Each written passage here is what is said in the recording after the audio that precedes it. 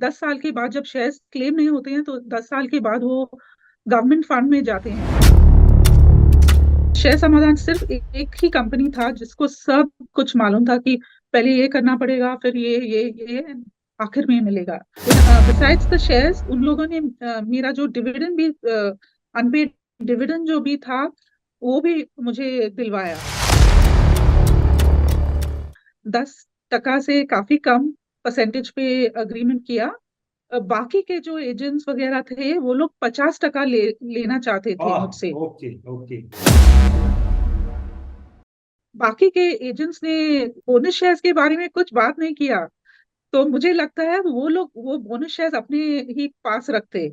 लेकिन शेयर समाधान ने मुझे मेरे बोनस शेयर्स भी दिलवाए।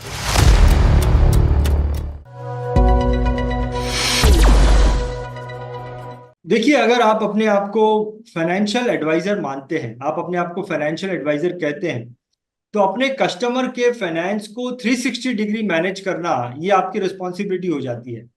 लेकिन कई बार ऐसा होता है कि कुछ टेक्निकल रीजन की वजह से अगर आपका पैसा किसी कंपनी के साथ या कहीं पर अटका हुआ है, तो टेक्निकल रीजन की वजह से आपको वो पैसा अपने कस्टमर को दिलाना या उस इशू पर काम करना आपके लिए मुश्किल हो जाता है। और अगर आप कोशिश भी करना चाहें उस टेक्निकल इशू पर काम करने की, तो हो सकता है कि आपको लॉयर्स को हायर करना पड़े, आपको सीएस को हायर करना पड़े, जिसके लिए आपको बहुत सारा खर्चा करने की जरूरत पड़ती है। इसलिए ज्यादातर फाइनेंशियल एडवाइजर जब ऐसे टेक्निकल इश्यू हो जाते हैं तो अपने आप को पीछे ले लेते हैं, वो इश्यू को कस्टमर तक ही रहने देते हैं, और कस्टमर फिर जो है वो उस इश्यू को कई बार तो हैंडल कर लेता है, कई बार हैंडल नहीं भी कर पाता है। और कई बार अगर कस्टमर एनआरआई है, भारत में नहीं रहता है, विदेश में रहता है, तो उसके लिए इस प्रकार के लिटिगेशन या टेक्निकल इश्यूज को हैंडल करना जहां पर उसके पैसे अटक गए हैं बहुत डिफिकल्ट हो जाता है। और इसीलिए अगर आप एक फाइनेंशियल एडवाइजर हैं, इंश्योरेंस एडवाइजर हैं, तो मैं आपको इंट्रोड्यूस कराना चाहता हूं एक कंपनी के साथ में जिसका नाम शेयर समाधान है। आप इसे सारे समाधान भी कह सकते हैं, क्योंकि शेयर समाधान में किसी भी प्रकार के लिटिगेशन को सॉल्व किया जाता है। तो शेयर समाधान ये दिल्ली बेस्ड कंपनी है, और अगर आप इस कंपनी के साथ में आ जाते हैं, इस कंपनी के संपर्क में आ जाते हैं, तो आपके कस्टमर का इस प्रकार का कोई भी इशू होता है तो आप बड़ी ही आसानी से उस इशू को सॉल्व कर सकते हैं।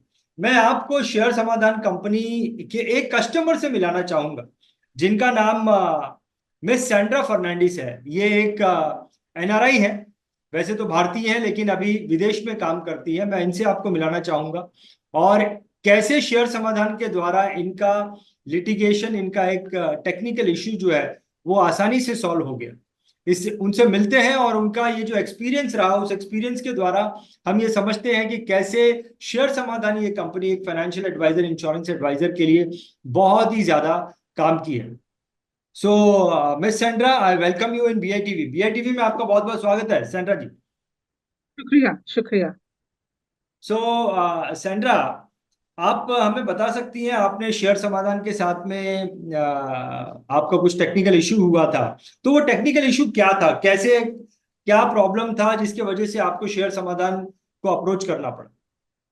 What was the issue? मैंने 1990s में शेयर्स लिए थे, फिजिकल फॉर्म में। और मैं फिर भारत छोड़ के गई।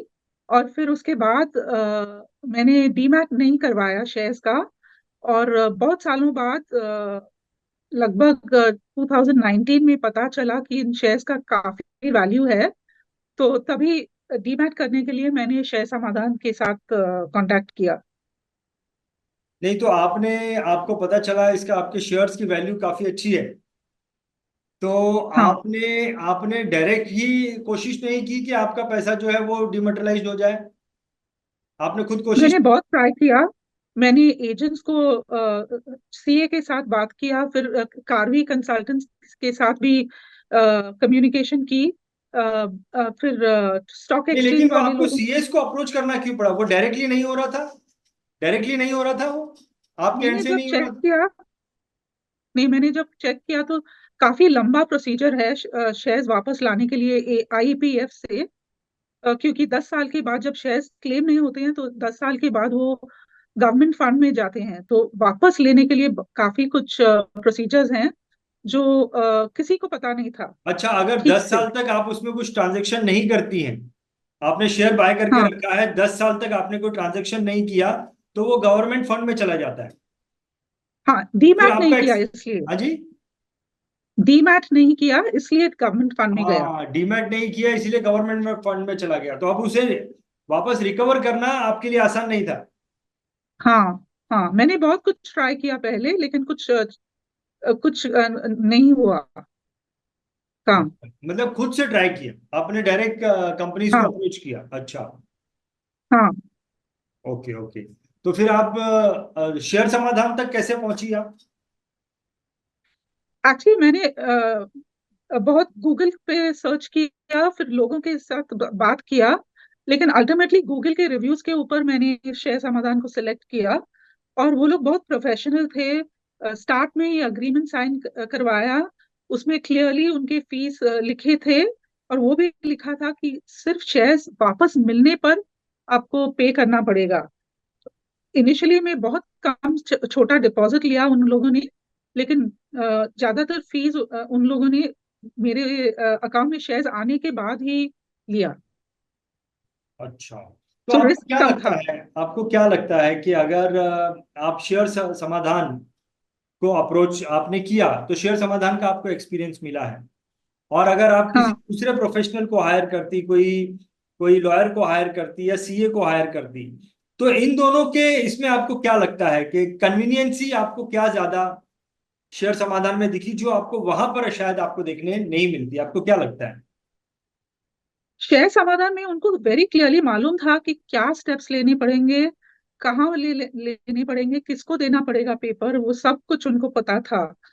और किसी को नहीं पता था, उन बाकी के लोगों को एक दो स्टेप्स मालूम थे, लेकिन फुल प्रोसीजर नहीं मालूम था। शेयर समाधान सिर्फ एक ही कंपनी था जिसको सब कुछ मालूम था कि पहले ये करना पड़ेगा, फिर ये आखिर में मिलेगा।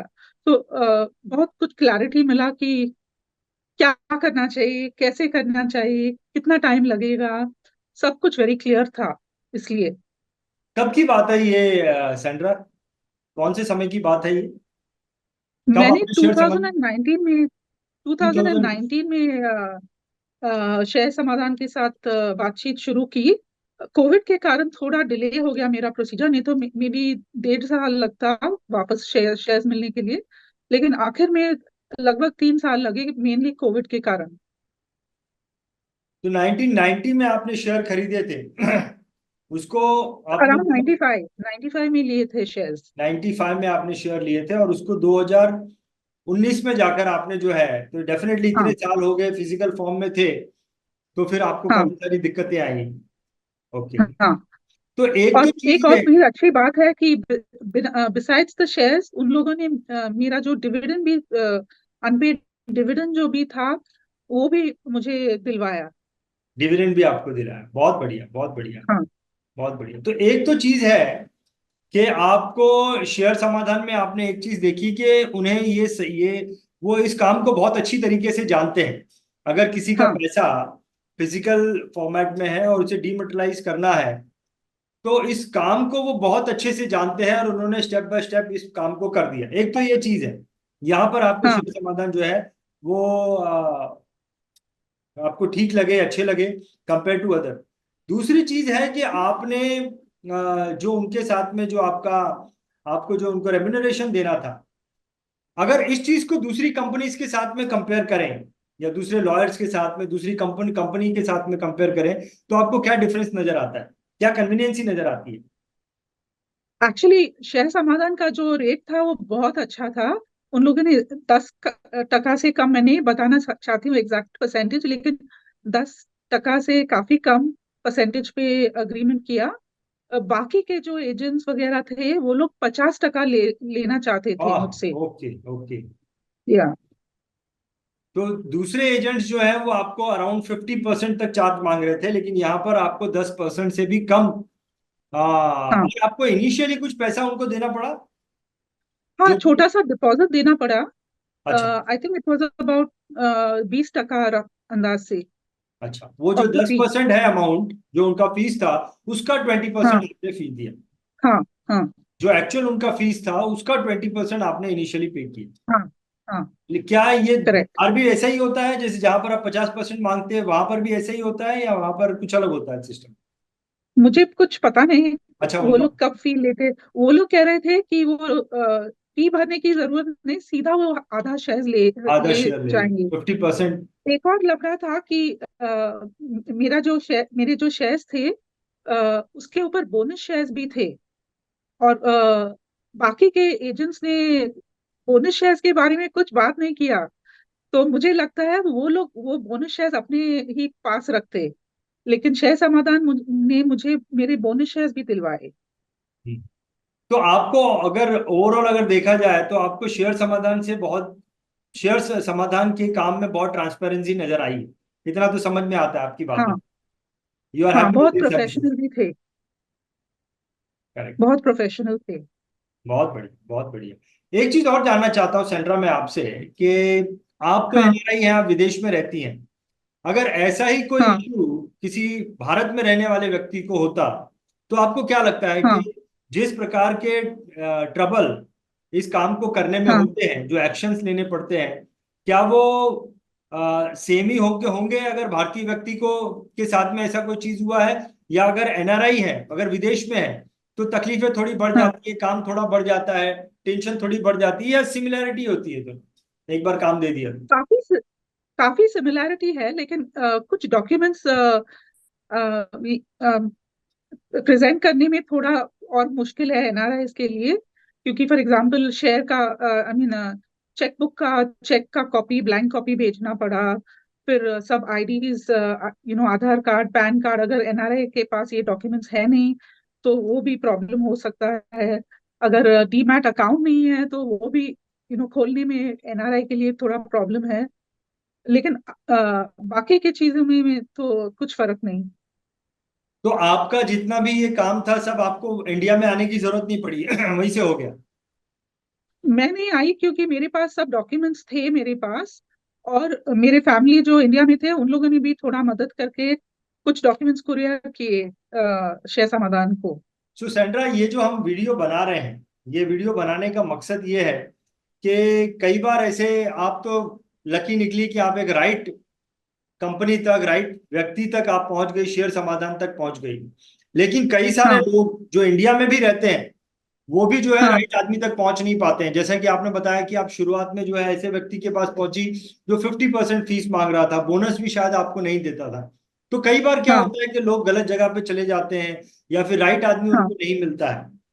तो जिस प्रकार से आप हाँ राइट पर्सन तक पहुंच गए, शेयर समाधान तक, वैसे ही हमारे देश में इतने सारे फाइनेंशियल एडवाइजर हैं, इंश्योरेंस एडवाइजर हैं, वो कई सारे कस्टमर्स के पैसे को मैनेज करते हैं। तो अगर ये फाइनेंशियल हम्म, एडवाइजर, इंश्योरेंस एडवाइजर को शेयर समाधान के साथ जोड़ दिया जाए, तो फिर बहुत सारे लोगों के प्रॉब्लम जो है वो फाइनेंशियल एडवाइजर्स के द्वारा वो शेयर समाधान हाँ सॉल्व कर सकता है। That was the purpose of making this video. हाँ। और मुझे बहुत ओके खुशी ओके। है Sandra, I am very happy हाँ दैट आप फॉरेन से हैं और आपने अपना समय निकाला, you took out your time, और आपने अपने पर्सनल एक्सपीरियंस को शेयर किया हमारे साथ में, जो कि हमारे व्यूवर्स तक जाने वाला है ये एक्सपीरियंस, और उन्हें शेयर समाधान के हाँ। बारे में पता चलेगा। Thank you thank you. तो एक बड़ी थैंक फोर्स यू। को हम शेयर समाधान के साथ जोड़ सकते हैं। हाँ, thank you. You are the mediator for that. So thank you very much Sandra कि आपने अपना समय निकाला और आप हमारे एपिसोड में आए। बहुत बहुत धन्यवाद करना चाहूंगा। Thank you very much. धन्यवाद। You welcome. Thank you. BITV के इस वीडियो को अंत तक देखने के लिए आपका बहुत बहुत धन्यवाद। अगर आपको ऐसा लगता है कि BITV financial and insurance advisor community के लिए अच्छा काम कर रहा है, नेक काम कर रहा है, तो मेरी आपसे रिक्वेस्ट है कि BITV financial and insurance advisor community के साथ जुड़ने के लिए आप इस चैनल को ज़रूर सब्सक्राइब करें। बहुत बहुत धन्यवाद।